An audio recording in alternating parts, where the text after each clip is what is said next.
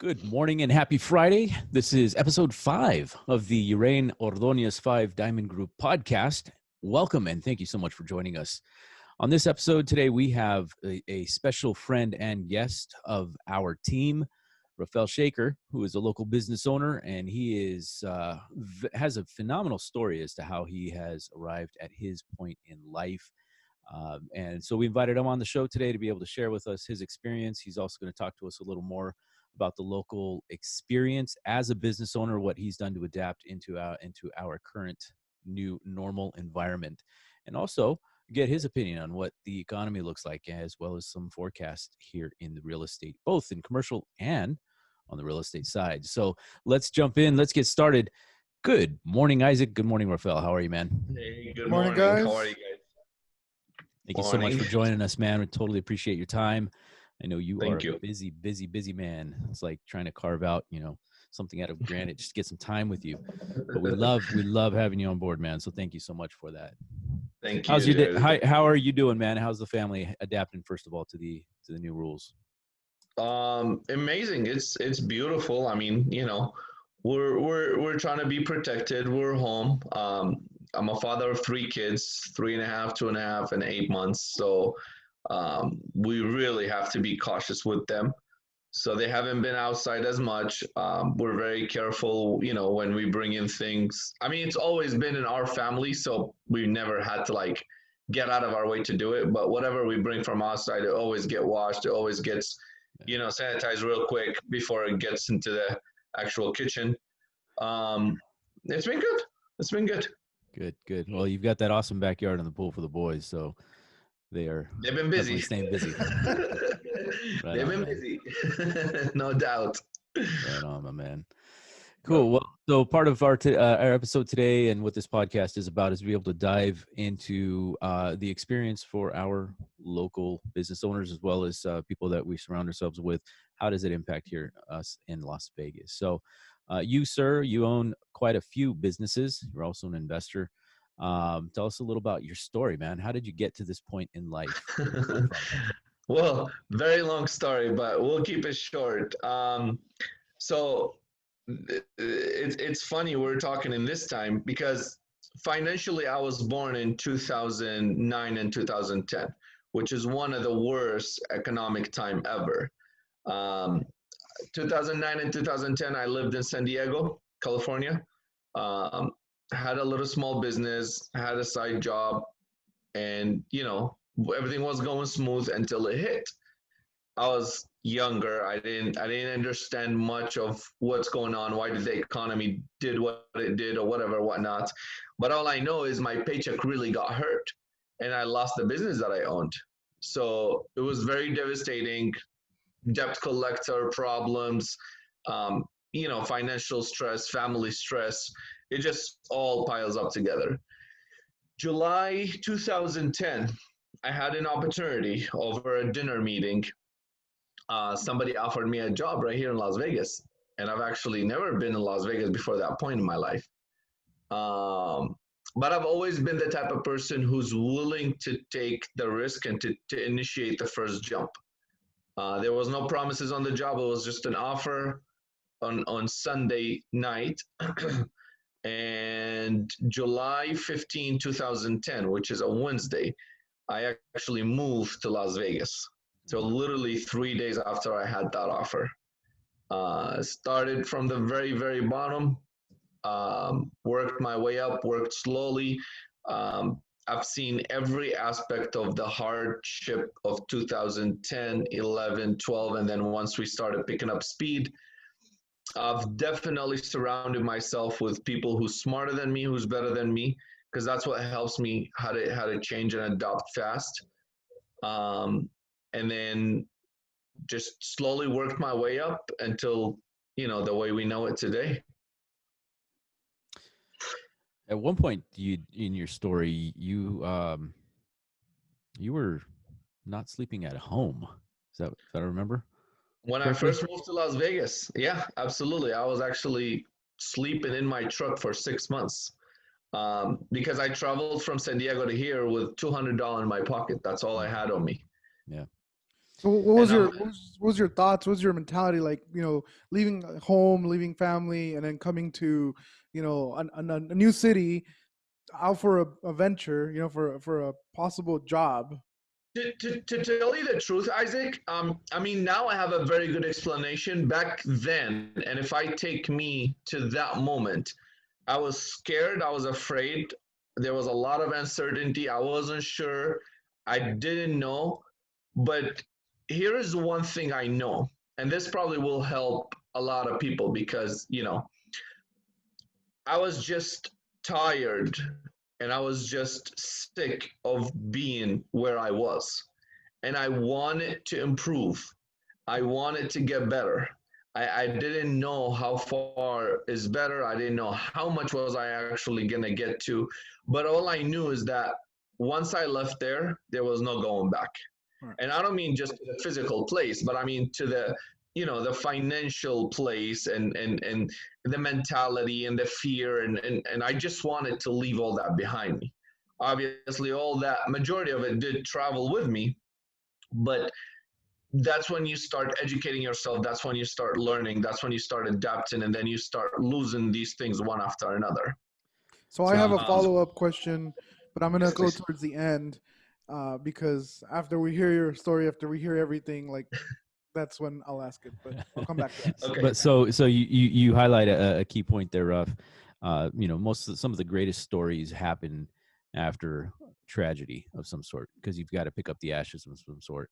And what you did is one of the classic moves that we hear quite a bit. In entrepreneurship is you burned your bridges. You didn't give yourself any options. You forced yourself into this position and said, I'm not going back. I'm figuring it out one way or another. And the quality that I pulled out of your story there that I really admire about you is Thank you. your growth mentality. You're going to learn. You're going to figure it out. And I think that's a reoccurring theme that we're going to hear about your story here today, man. So in fact, that was my next question. What Absolutely. strengths, qualities, or disciplines do you have to help And you in your one success? one more thing, Jared. Honestly, and this has been my biggest factor and my biggest support all these years. That it was never about me. It wasn't just that I wanted to be rich or I wanted to be better or I wanted to leave that old life, right? It was about everybody that surrounded me. It was about the ones that I loved. It was about my family. It was about my sister finishing her education. Um, I just I just couldn't sit around and watch them struggle, right? That killed me. That motivated me. Was I scared? Was I not sure? Was I afraid? Was there a lot of doubting moments? Nonstop, I promise you. I mean, even until today, they do exist. Not as amplified as they were, but they're still around us. We just went through COVID right now. Um, and I see how I went through this one comparing how I went through 2009 and 10, and it's totally different. There's a lot of uncertainty. There's a lot of fear once again, but it's a different fear. It's a different uncertainty, and it's different. It's a different mindset that I walked into this one than I walked into 2009 and 10, or when I moved out here. Right. Yeah, So because you've conquered a lot of those challenges and fears, and you now know how to manage it. You didn't let it control you. absolutely. And I'm surrounded by friends and partners like you guys. I mean, I don't make solo decisions anymore like I did back in 2010. So this really helps and change a lot of stuff. I mean, I'm very surrounded with great people that work for us. I'm surrounded with great investors. I'm surrounded with, with experts like you and Isaac. Like I don't make any real estate move without picking up the phone and say, hey guys, what do you think, right? Or what do you see? And you guys have always been awesome on doing the homework, going out of your way to make sure that everything is correct, double checking my work, or Isaac does a lot. He double check my math. I mean, really good with math, but he does double check my math. Um, so it helps my decision in today because of who I'm surrounded with. Yes, sir. So that's the difference between 2010 and 2020, exactly 10 years later. So I think that's part of your now strengths, you know, in the things that you've um your qualities and your disciplines, right? Before it was very maybe impulsive decisions versus now they're well thought out. You look or you seek for advice from others who may be more versed in that aspect to make the best decision possible. Is that's kind of the gist that I got. Absolutely, yeah. And by the way, I'm a big follower of the show, and I believe in the last episode you guys had Jose on there. It was a very great interview. Congratulations for both of you guys and him.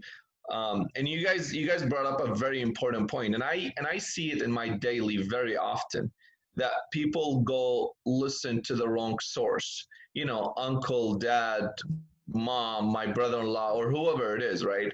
And we forget that there is specialist and expert in that. And I have a team of managers today, and I have a lot of employees, and we do a lot of training very often. One thing that I constantly treat them, I break that particular point into a very simpler stuff, and I ask them, if your stomach is hurting, would you go to a dentist? And they all, looks at each other as like, no, you had to, a doctor, that specialist with some type of stomach. Okay, well, if your teeth is hurting, would you go to a guy, that works in a pharmacy? No, you don't. You go to that specialist doctor, you go to that certified person, and you say, hey, here is my glitch, or here is where I want to go, or here's what I want to improve. What do I do? And you allow that expertise to flow correctly. And for people who, I mean, obviously I speak after so many years and having such a great team around me. But for a lot of people, it's like, okay, well, which agent is the right agent? Let me tell you something. The best thing to do is you interview 4 or 5 of them, and you see which one matches their words, their actual work, their actual ethic, their actual numbers. And that's your that's your candidate right there. Because there's a lot of agents out there, and I don't think everybody's fully educated or aware or anything like that. I mean, Isaac, we've hands-on had a few issues in the past with people who, yes, they are agents. Now, do they have the right expertise? Are they ready? Or do they know how to do this business like we do? I doubt it. We've had our fallouts. And that's what, that's why people need to focus on who you talk to and where you get your sources of information from. Very important. Thanks for that. And I mean, that's our mantra. That's our North Star, is making sure that the information that not we are delivering, but that is being pushed out is the right information. There's so many different versions of way people interpret things, but if you've got the facts, like you experience it every day, man, you're seeking the entire perspective. You want to get the information so that you can make an informed decision. Going Yes. with someone's opinion that doesn't have anything other than maybe an experience from 10 years ago, it really does not serve you well. In fact, that was one of my questions to you. What is the role of having the right people? Well, you just nailed it on the head, man. It brings value to you because you can make that informed decision, right? Absolutely. And like I said, for me, it's easier because I'm already surrounded with that team. I've made my share of mistakes, and I've partnered up with a lot of different people, wrong people, right people, and I've ended up filtering out through a lot of it. But if we're talking about, average person who's buying their house for the first time and not sure which agent should I go with, just don't go with anybody that has a billboard that says I charge you 1%. And Jared, we're not pointing fingers, but I got you, brother. I'm sorry, and I don't mean to point at anybody, but I'm just using that as an example, right? Just because that person, when you do the math day one, will end up saving you $2,000-$3,000 because they're charging you less. But here's the thing, you're stuck with a loan the next 30 years of your life. It's a true commitment, whether for you or for your kids. I mean, my son is 8 months right now. If I'm paying a house for the next 30 years, by the time I'm done paying, my son is 30 years old. So it's a very serious commitment that people misunderstand what they should do about, right? And that's why I'm not worried about the extra a few $100s that I'm gonna end up paying, but I want to bring the right person on my side. I want to make sure the commitment that I just made for the next 30 years, it is worth it. I mean, once again, as I said, and you know, we've done a lot of work, Jared. We've rechecked our math and we've recalculated and we renegotiated so many times, me, you, and Isaac, with any deal that we go into. And this is honestly, this is what you need. Mm-hmm. You need that person who cares. You need that person who take their job seriously. And to them is not just, you know, a one-time, a few $100s and I'm out, and you know, you go deal with the next 30 years alone. Right. It's just important. So you mentioned, you know, we've all had our share of failures. Do you have any ones that really stick out for you that you want to share, maybe just to help our listeners learn from that? That would help. Well, so as you said earlier, I'm a business owner. I'm an investor. So I have from both side of the world. I mean, what kind of mistake you want me to go into? And I have hundreds of examples, not more. But honestly, that's part of my strength today, right? These losses, these mistakes, is what brought me to where I am today, right? So I can't extract my success out of because everything I've made wrong before has brought me to where I am today. It's only the reason why I've strengthened my decisions today, because of all these mistakes here and there.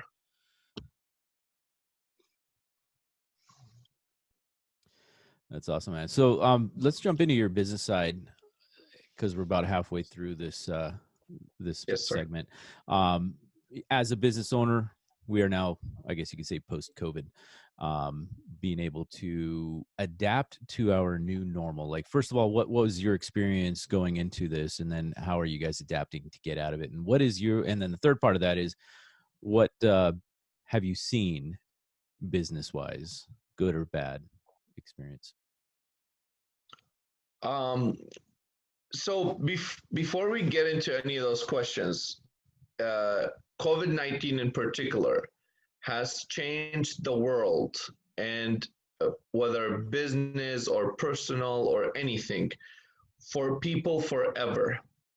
Things, I hear it very often, you know, oh, when are we going back to normal? This is normal. This is the new normal. Get used to, with mask or without mask, when you sneeze or cough, put your hand, please. Right? Thank you. Yes, please. Keep your distance, please. You know what I mean? Keep that private, that you know, keep that light distance in between each other. And I don't mean we need to get kind of weird around each other. Oh, you know, like stay away from me type of mentality. No, but it is very important that we you know, we have that bubble of space, you know. So I truly believe COVID has reminded us of the basic things that a lot of people has forgot, you know. And once again, like I said, I come from a family. I have 3 boys now, and I enforce it strongly. You know, just be careful. Don't, you know, when you cough and sneeze, put your hand, always wash your hand. When you're outside, come in, just make sure you change fast enough before you go into the house and act as things comes in with you. So to us, it wasn't much of a change and adapt. It was a reminder to a lot of people. That's on the personal level. As far as business, it has actually boosted our business a lot. We had 2 months, we shut down for 2 months, pretty much all my businesses. But we used that 2 months as a team, as a leader. I did. We got in together, whether through Zoom or or through the phone or text message. We used that 2 months to strategize, to improve, to adapt, to prepare. How are we going to reopen? We did not use those 2 months as a vacation time. We did not use it to binge on Netflix. I have nothing against Netflix, but you know, we really use that time to prepare for the best. And when time was to execute, we did execute it correctly. And so you have a number of employees. About approximately how many do you have employees? More or less. It doesn't have to be exact. It's north of 20, right? Well, they fall around 30 plus. Okay, 30 plus. And So so right now, you're that's only in my retail side. Yeah. And so, being able to communicate to them, I mean, being that leader and helping them see the vision beyond things. I mean, I'm sure several of them had concerns that they brought to you. Like, what were some of those concerns that they would bring up in your business? Well, the biggest concern, it wasn't even just for my employees. It was even for with our investors. It was with our partners and everybody. It was the uncertainty factor that just people didn't know what's next. People didn't, don't know what's going to happen tomorrow, right? And that was the biggest thing that we had to keep um, enforcing, making sure that they know this will go back, right? We had to go back to work one day. I mean, this wasn't going to be the next 10 years of our life. We're all sitting home, Zoom Right. calling. So that was the biggest thing. We just had to make sure by action, not by word, Jared. We proved to our employee that, don't get that panicky and scared. Just do your part. We'll handle the rest of it. I mean, Yeah. We have zero layouts. We have zero layoffs. We haven't. We had everybody back in. During the 2 months that everybody sat, we maintained paying our employees. None of our employee went to unemployment. None of our employee had to struggle. So those little things that we did give them the comfort of like, hey, we're still here. We're in this together. It will improve, and it did. Yeah. Great way to build up the morale, right? Just take care of them, they'll take care of you. Raf, that's those two key points. I mean, it's an awesome thing. It must be phenomenal for you to be able to say that, with that. But what that does, in my mind, and what that tells me is that your business model is not about the greed at the end of the day. It's most importantly about having it done right. And so, being able to not only just build your business, build enough of your cash flow in order to keep your inventory, stocked and, payments taken care of, payroll covered, but you have that additional cushion to be able to manage a challenge like this. No one expected this, but I mean, you were able to endure it for 2 months, and here you are. No one expected this, Jared, but I just want to add one point. I forgot to say it. So I've been preparing the past 10 years.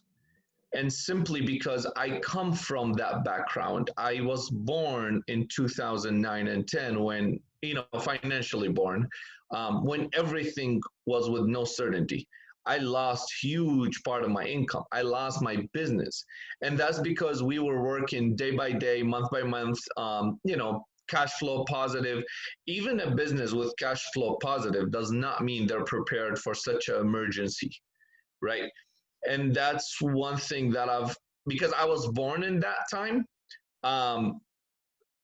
I've always prepared for the worst. I've always prepared for something. I've always prepared that, okay, what if tomorrow goes south? And, just to add something, by the way, if I'm not mistaken, and I hope my HR department don't hold this against me, because they're going to be looking at this interview tomorrow. May 1st, when we went back to work, we actually raised our minimum pay and we raised all our guys. So not that we just navigated through this, but we've actually been prepared enough to, okay, now we need to take it to a different scale, a different level. Damn. So this has been the good part about Reinvesting. it. Yeah. Reinvesting, man. It's fantastic. Keeping your employees happy translates into happy customers. Mhm. Absolutely. And there you go, man. That is taking the lead, brother. Well, that's why we love working with you, Raf, man. It's Thank you. these kinds of breakdowns, these kinds of qualities. It's there's plenty of people that make a lot of money, and there's a lot of people out there that have a lot of money, but don't have a lot of morals or values, or even a mindset that wants to be in the benefit of their employees and customers and so forth. And so that's just commendable to you, man. Keep up the fantastic work that you've been going on, man, and Thank you. on that. So we're gonna switch to the last couple of questions, man. With all of your experience that you've got Yes. developed, that you've grown over the last 10 years, I'd like to get your input on what you think where the economy is headed right now. Like, how is our return look? And then secondly, on the real estate side, I know you've got two answers to two different segments of the real estate world. What is your perspective on both commercial and real estate, residential? Yeah. So where the economy is heading, obviously I don't want to make no prediction. I don't want anybody to hold this against me or anything like that. But um, once again, Jared, I personally, my team has been preparing for the past a few years now. We didn't know it was going to be COVID. We didn't know what was it going to look like, but we just always kept in the back of our mind that something will go wrong somewhere, somehow, and we just had to be prepared for it, not just financially, but mentally and willingly. We have to adapt to the new thing that will be thrown at us. We didn't know what it was, but we've always kept that in an open conversation. We were very comfortable talking about it constantly. We've always asked ourselves, is there something we can do better? If something changed drastically tomorrow, are we willing to improve what we're doing today? So that's something always been in our meetings. That's something always we've talked about, me and Isaac, actually very often, right? What can we do? Um, where do I see the economy heading? To a very great place, actually, a very, very great, strong place, because this is not 2008. This is not 2009 and 10, right? We did have layoffs, and I know, all the news talk about every day, whatever amount of unemployment, whatever percentage of unemployment, but this was just a temporary thing, right? And a lot of people who went home and sat for a few months, they got a lot of the help and support this time. And I've heard this from you guys that a lot of the homeowners are sitting or on 50+% equity, right? So you're not gonna have that rush of people just selling out and running away and running out of money, right? Because the people who bought after 2011, 12, I'm one of them. We're a little bit more stable. We're a little bit more comfortable. We're a little bit more, um, ready for such a thing, right? We do have equities in our houses, so I'm not going to go run around right now sell all my real estate. That's just not going to happen. Another key point: uh, almost every lender has, after COVID, has worked directly with the buyers. So they, for mortgage companies, basically, they either give you an extension, they hold the payment, or they split the payment, or they've done something to support these people. So I really don't see people running around just selling as what happened in 2008 and 9, right? Um, so I think economy is very strong. I think we're heading to a very, very strong place. There will be a lot of adopting. There will be a lot of changes that has to happen, no doubt. We have to, as a small business owner, we have to adopt to the new style. We have to get ready for the new and new type of business and new models, right? So that's where I think about the economy. It's strong. It's gonna get stronger. It will get to a better place than what it was. Even though just before COVID we were at a high record, uh, I think we're even gonna get higher and better and stronger, right? Because people has learned and adapt and changed a lot since 2009 and 10. So there's a lot of good points right there. Um, Second part of your question, you said real estate, residential, and commercial. Yeah, what's the future? What do you see from your Uh, perspective? Residential is the very easy one for me to say, and I covered part of that in the prior point. Um, Once again, a lot of people are very secure. A lot of people are sitting home as we speak, but they are going back to jobs. Things are gonna pick back up.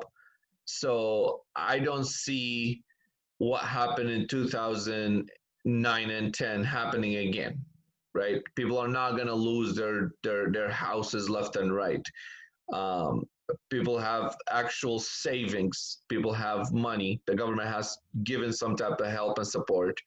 Um, a lot of the homeowner, they can talk directly to their um, to their uh, to their lender and to their lender, yeah, and they'll work with you one shape or one form or somehow to make things happen. So I think real estate market will slow down for a little bit, probably toward for the rest of the year, and that's just because people still have the key factor of uncertainty. But other than that, I think real estate is still great, still in a good shape, and is going to continue exactly where it was. Um, that's what I think about residential. Yeah, and the commercial. Commercial side is what excites me actually. Commercial side is where I enjoy the most. We had a conversation prior to this call, um, and I told you my opinion, Jared.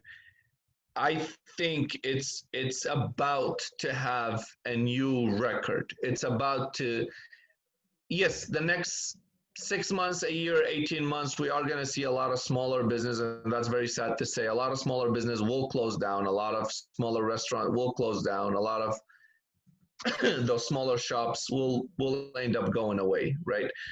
But commercial real estate is going to go back a lot stronger because we still need that experience. We still need all these businesses to operate and be there, right? So I don't think real estate, commercial real estate, I don't think they're going to vanish or go away. I think it's just a temporary thing. They will feel a little pressure, yeah, because you'll have a lot of the smaller people who's not been prepared for this. They will walk away. But then you're going to have a lot of people who's been preparing, like us. Our plan in the next 18 months to go ahead and double the amount of shops that we have. So we're not slowing down by any shape or form. We're actually the opposite. Now we're picking, more prime real estate because we're gonna have some type of reduced price on it, right? So that's where I stand when it comes to commercial real estate. And earlier I told you about the article, and I strongly stand behind the article, right?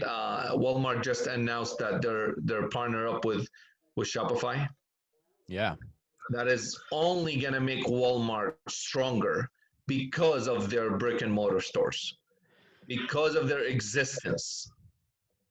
So I think commercial real estate is going far, or actually it will go far. It's going to go far. So there's going to be some future opportunities there. I'm going to take 30 seconds and just drop a plug here before we wrap it up.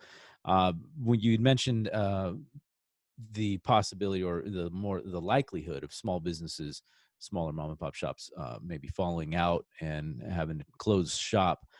If you are a small business owner and have had a negative impact in your business, the Five Diamond Group has a relationship with specialized commercial agents who can help renegotiate lease terms as a result of this pandemic and its impact on your business. So if you are listening and you have those challenges, please reach out to us directly. We can get you connected with those agents who are out there and ready and willing to help you renegotiate your lease terms, help you get readjusted in this business, in this new environment, so that you can get prepared in the next chapter of your business. So that's our service that we can provide to small businesses.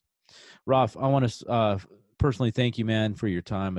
It's always a pleasure doing business with you, and more importantly, having you as a friend. Thank you. Love being able to spend some time with you on this, and thank you so much for your input on your experience, as well as being a key player in our local economy, man. It's just a pleasure to be able to know you, man. Thank you. Isaac, do we have anything to wrap up with? Any housekeeping? Yeah, I just want to mention what you have there behind you. Is that a vision board? That's exactly what it is. It's a vision board. It's very simple. We're very vision board type of people. We do this once a year.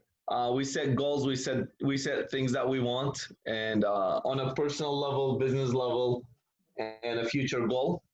I just break it into 3 categories. Really simple. There are things that's very personal to me, that matters to me, and yeah, that's exactly my vision board.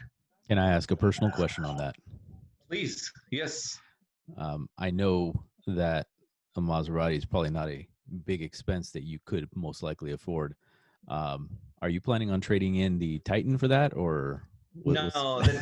You should. See, that truck will always be there. What truck? It's not even a truck. That's just because you hate on that Titan. That Titan, I bought it brand new in 2012. It has gone through so much with me. It has served my business so much, Jared. There's so much more to it than just a truck to me. It has done, dear God, I mean, so much for me and for my business, where it's part of my business today. It's another partner. I just can't walk away from it. I hear you. Obviously, the Maserati is just a car. It's just a material thing. I'm not very big on material, but it just helps me to align the next step for me. That's about it. And then obviously the big house. I'm talking to Isaac about it. It's gonna have to be done through you guys. That this is where I do business. Right above it, I don't know if you guys can see it or not. This is our 4 locations of smoke shops right now, and I've covered in the yellow because those are the next 4 locations, addresses, and we're in some type of negotiation. Like I said, we're planning to double up our business in the next 12 months. So this is where it comes in. And speaking of the real estate, I don't know if you can see this corner right here. Mm-hmm. That's it. I have the address in the back of that paper. This is 192 apartment. It's something we've talked about, and me and Isaac. I do have a time frame for it when we need to execute that deal, and it's not very soon, but it will happen. And this is where I believe in the commercial real estate. This is part of the commercial real estate. I believe that people need to live somewhere, people need to work somewhere, and people need to get somewhere. So, you need your real estate, and you need your real estate team. So I appreciate you guys always being on my side. Thank you, sir. Appreciate you. Appreciate you, man. All right. Well, that does it for this episode 5 of the Uraine Ordonez podcast, a 5 Diamond Group podcast. This has been an episode where we learn more about what entrepreneurs here in Las Vegas do, especially in the face post-COVID. I want to thank you so much for listening. If you did like this episode, please be sure to click the like button down below. And more importantly, subscribe so that you can get those notifications every time a new episode or video comes up on our channel. We thank you so much for listening, and we hope you enjoyed this information. If you'd like more information as to the services we can offer you here on the real estate side at at the Five Diamond Group. You can reach out to Isaac or myself directly on any of our social outlets. You can also find our contact information on our website, 5-dg.com. Thank you so much for listening. Make it a wonderful day. You guys have